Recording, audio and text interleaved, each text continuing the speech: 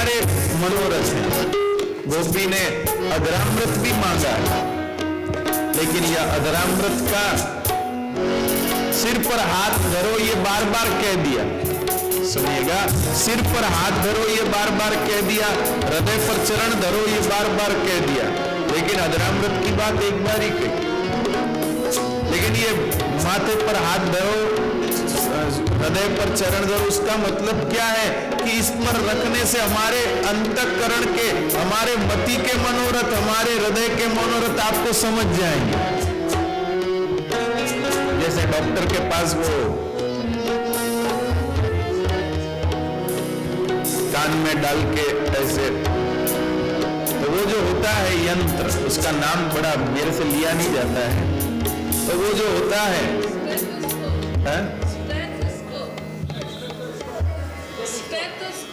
हाँ, इसलिए मुझसे लिया नहीं जाता है, बड़ा लंबा पड़ता। तो ये जो कह रही है वही जी, धन्यवाद। तो फिर ठीक है। तो वो जो यंत्र है, उस यंत्र से मरीज के हृदय पर, छाती पे लगा के, पीठ पे लगा के, ऐसे ऐसे करके वो अनुभव कर लेते हैं कि इनके भीतर रोग का क्या स्वरूप है। बस ऐसे ही गोपियां भी सोचती हैं कि जब ये अपना हाथ हमारे माथे पर रखेंगे, जब ये अपना चरण हमारे हृदय पर रखेंगे, तो हमारी मति के और हमारे हृदय के जितने गोप्य मनोरथ हैं सब अपने आप समझ जाएंगे। एक बार समझ जाए, फिर करे न करे इनकी मर्जी, ये समझ जाएंगे। इसलिए गोपी बार बार कहती सिर सीधे ही ना, हृदय पे चरण रखती, क्योंकि गोप्य मनोरथ कहने से ठीक नहीं लगता, ठीक नहीं लगता। यह तो बस सहज में प्राप्त हो तो उसकी शोभा है। कह के क्या, अपना मित्र आए और हम के अरे ले रे भाई गले तो मिल ले, अरे आओ रे भाई गले तो मिल ले, उस आलिंगन में आनंद नहीं है। बोल बोल के क्या गले, देखते ही यार उसका ही कर लगा। तो श्याम सुंदर अब दर्शन दिखाओ भाई। पति सुतान्वय, पति सुतान्वय,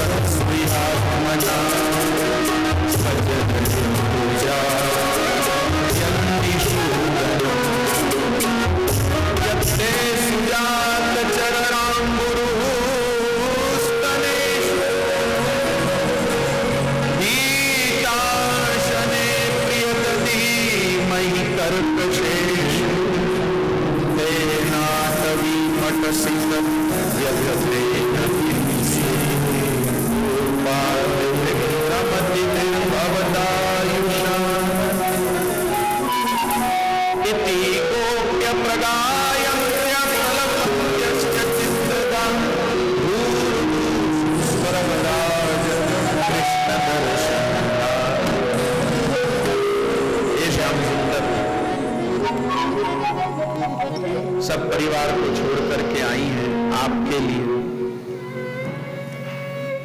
कृपानाथ, आप मुंह मोड़ लेंगे तो हमारे इस त्याग की हंसी नहीं हो जाएगी?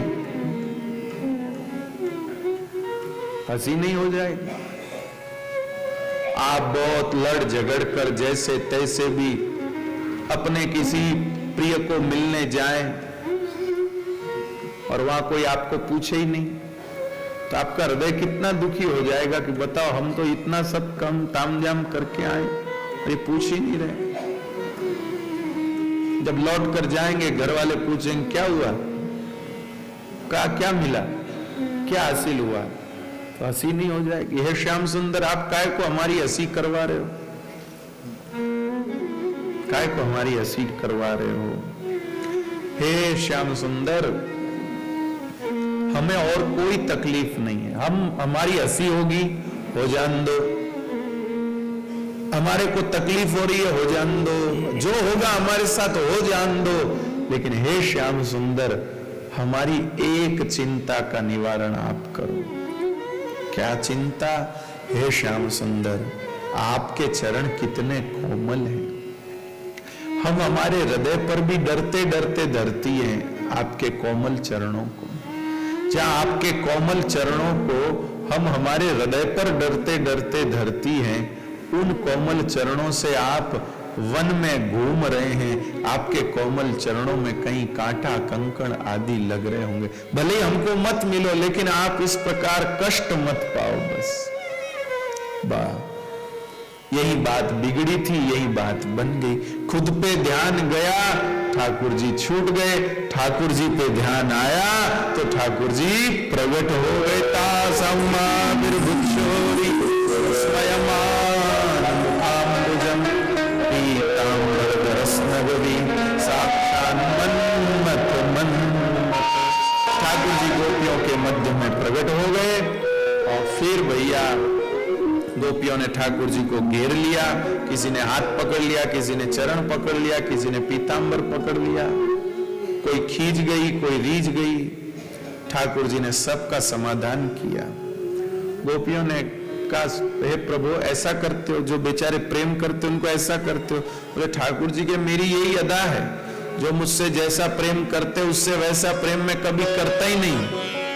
क्यों जी, क्यों नहीं करते? बोले इसलिए नहीं करता हूं कि वो जैसा प्रेम करते हैं वैसा का वैसा प्रेम मैं करूंगा तो उससे उनको मान हो सकता है, और मैं वैसा प्रेम नहीं करता तो उनके चित्त की व्याकुलता बनी रहती है, उनके चित्त का अनुराग बना रहता है, हमेशा उनकी लालसा बनी रहती है।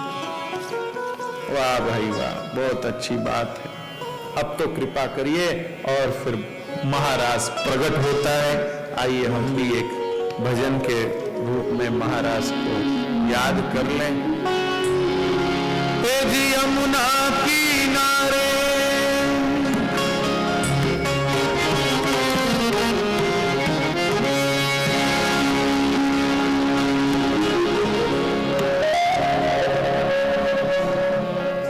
जिन लोगों को नृत्य करना, उनके मन की भी तो निकलनी चाहिए, ये कहां निकालेंगे अपने मन की।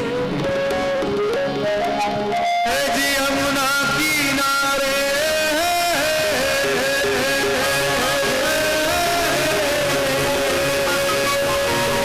यमुना किनारे मिल करे बांसुरी बजा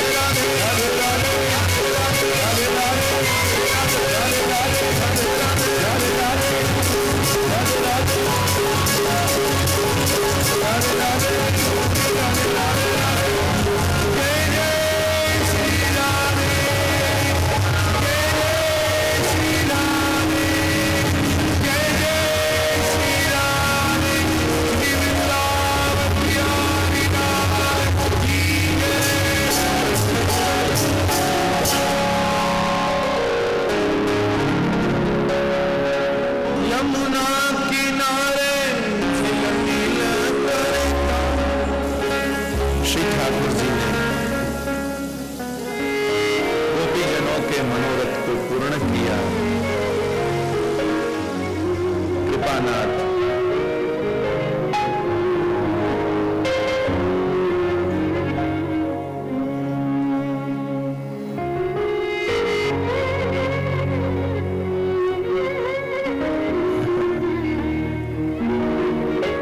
एक छोटा सा और गोपियों का भाव बता के फिर आगे के प्रसंग को मैं कह दूंगा।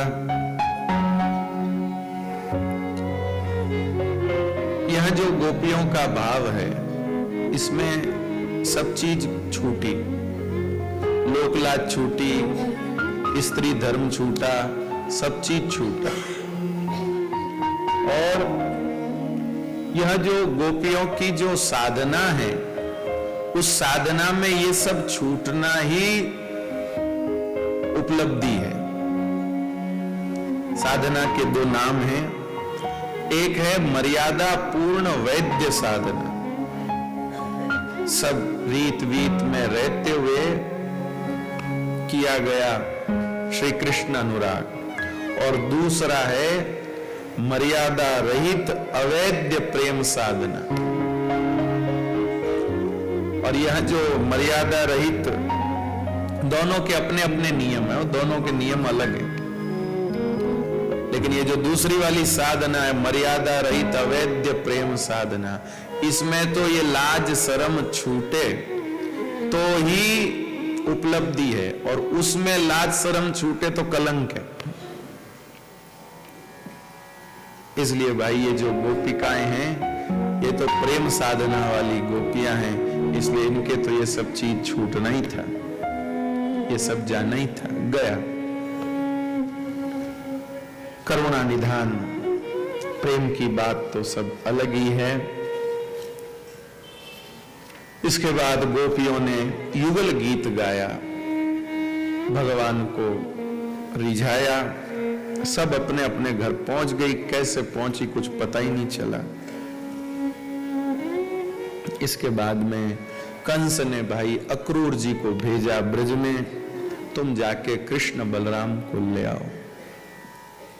और किसी को भेजूंगा तो नंद राय जी को शक पड़ेगा कि कंस की कोई चाल है, लेकिन ये अक्रूर जी तो दोनों में मिले हुए हैं, इसलिए किसी को शक नहीं होगा। अक्रूर जी को पहले तो संकोच हुआ जाने में, फिर उनको लगा कि अरे मेरा कोई भाग्योदय हुआ है, जो मुझे मेरा कोई भाग्योदय हुआ है, जो मुझे श्री कृष्ण दर्शन प्राप्त हो रहे हैं, मेरे जीवन में योग आया है श्री कृष्ण दर्शन करने का, भगवान का दर्शन करने का योग मेरे जीवन में आया है। तो कृपानाथ बड़ी प्रसन्नता के साथ श्री अक्रूर जी ब्रज यात्रा को जाते हैं, ब्रज दर्शन को जाते हैं, आनंद के साथ ब्रज दर्शन को जाते हैं। और कृपानाथ सबसे पहले ब्रज में पहुंच करके क्या करते हैं श्री अक्रूर जी, ब्रज रज का संग करते हैं। ध्यान दीजिए,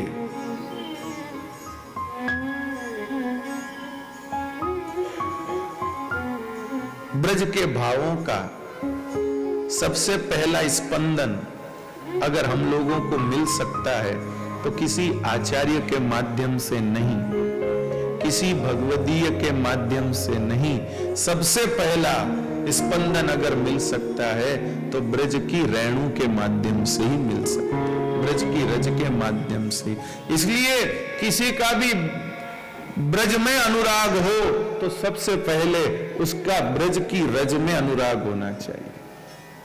पहले हमारे जीवन में रज भक्ति आए। इसलिए आचार्य चरण ने आज्ञा कर रखी है कि सब वैष्णव अपनी दिनचर्या की शुरुआत रज से करें।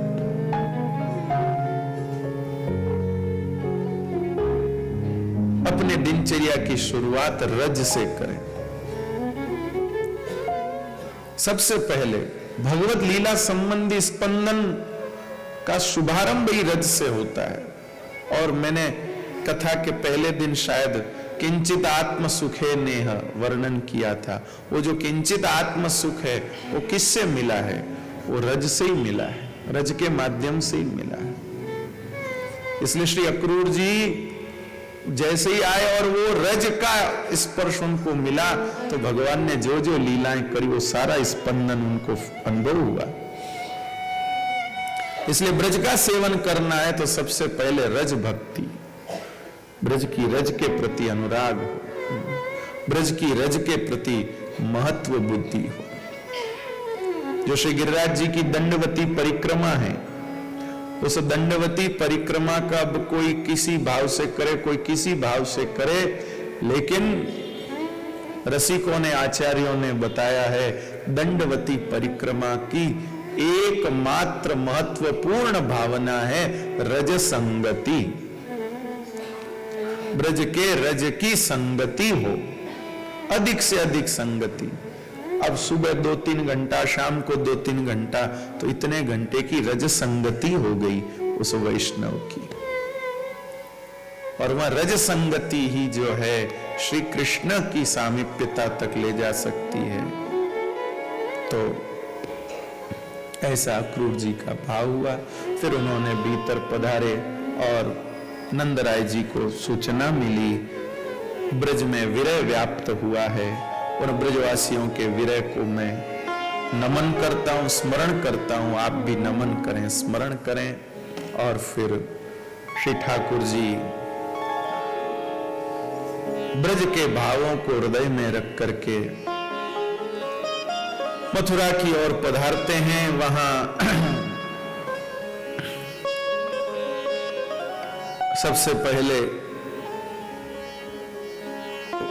कंस का जो वस्त्र धोने वाला था उसको ठाकुर जी ने उसका उद्धार किया। कुछ को जो क्रोधी थे उनको उस तरीके से निपटाया और जो प्रेमी थे उनको वैसा प्रसाद दिया। एक सुदामा नाम का माली था जो भगवान को माला पहनाने की बहुत इच्छा करता था। भगवान उसके पास जाके कहते भैया हमको माला पहना। उसका मनोरथ पूरा किया। कुब्जा जा रही थी हिलती डुलती, उसको बुलाया, अरे सुंदरी सुनो। कुब्जा बोली मेरे में क्या सुंदर देखा जो ऐसा बोल रहे हो, चिढ़ा रहे हो मेरे को। ठाकुर जी ने कहा हम तो मन की सुंदरता देखते हैं, तुम्हारा मन बहुत सुंदर है। कुब्जा ने कहा बड़ा झट देख लिया हमारा मन तुमने। अरे देखो देखो तुम्हारे चंदन की खुशबू दूर दूर तक आ रही है, क्या थोड़ा सा चंदन हमको लगा दोगी? कुब्जा ने कहा हाँ हाँ क्यों नहीं, अब इतनी प्रशंसा करिए फिर मना कैसे हो। किसी से कुछ लेना हो तो उसकी पद्धति आनी चाहिए ना।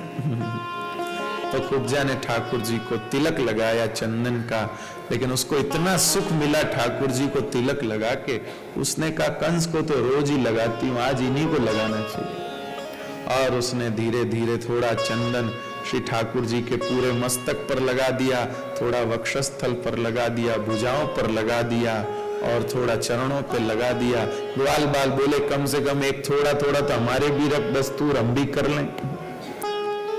बड़ा सुख मिला कुब्जा को, इतना सुख मिला वो नाचने लगी।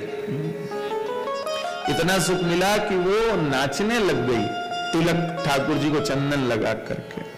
मेरे भाई बहन ध्यान दीजिए, वैसे कुब्जा है लेकिन ये उसका एक विशेष वैष्णवीय लक्षण है। भगवत सेवा करने के उपरांत भीतर आह्लाद होना। ठाकुर जी की सेवा करने के बाद भीतर एक उल्लास होना चाहिए, भीतर एक आह्लाद होना चाहिए।